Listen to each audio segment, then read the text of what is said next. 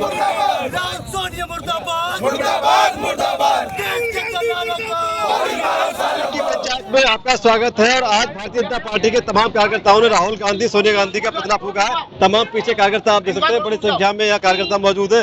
बताइए किस बात को लेकर प्रोटेस्ट था यहाँ पे? नेशनल हेराल्ड केस के वो आरोपी जिनका नाम राहुल गांधी और सोनिया गांधी है, जिसका नाम सैम पित्रोदा है, हजारों करोड़ के घोटाले में इनका नाम लिप्त है।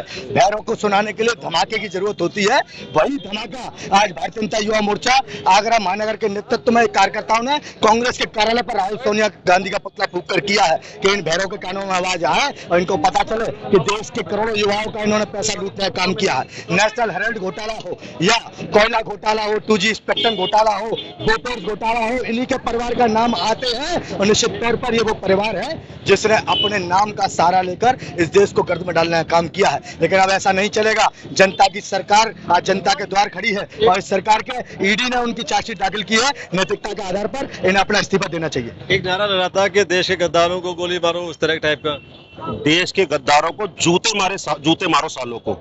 और गोली मारने का अगर गुनाह होगा, अगर संविधान में अगर उन्होंने उस प्रकार का गुनाह होगा, अगर उन्होंने गुनाह किया होगा तो गोली मारी जाएगी। लेकिन हमने जूते मारने का नारा दिया है क्योंकि इन्होंने पूरी पीढ़ी ने देश को लूटने का काम किया। देश की आजादी के बाद चाहे दादा हो, चाहे अम्मा हो, चाहे नाती हो, चाहे बेटी हो, सबने देश को लूटने का काम किया। आप देखेंगे लाइन से किस प्रकार घोटालों की लाइन इनके परिवार में लगी हुई है। और उसके बाद भी देश में राजनीतिक दल बना के केवल राजनीति करना चाहते हैं, केवल देश को भ्रमिकता में डालना चाहते हैं, देश को गलत राहों पे ले जाना चाहते हैं। लेकिन अब 2014 से मोदी जी की सरकार है, देश में अच्छा नेतृत्व करने वाली सरकार है। सही मामलों में सही जांचें हो रही हैं और उन जांचों का परिणाम है कि ईडी ने चार्जशीट लगाई है।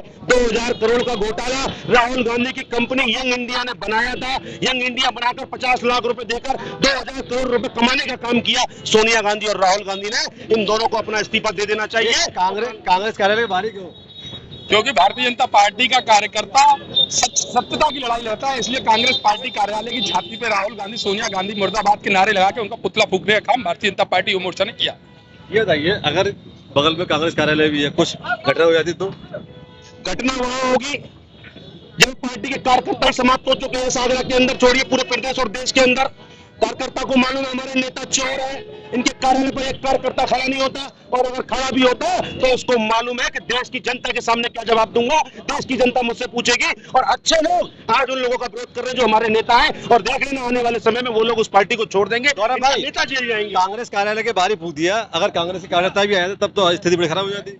नहीं, राष्ट्रवादी लोग हमेशा तैयार रहते हैं और राष्ट्र विरोधी ताकतों के खिलाफ अगर चट्टान की तरह खड़े रहने का काम तो भारतीय जनता युवा मोर्चा का एक संगठन है। तो भारतीय जनता पार्टी और भारतीय जनता पार्टी के नेतृत्व में काम करने वाला संगठन राष्ट्रवादी युवा खड़े थे और चट्टान की तरह खड़े रहते। ये अंगद रूपी युवा है, इनको पैर को हिलाने की ताकत रावल में थी। रावल रूपी पार्टियों में कहां से आएगी?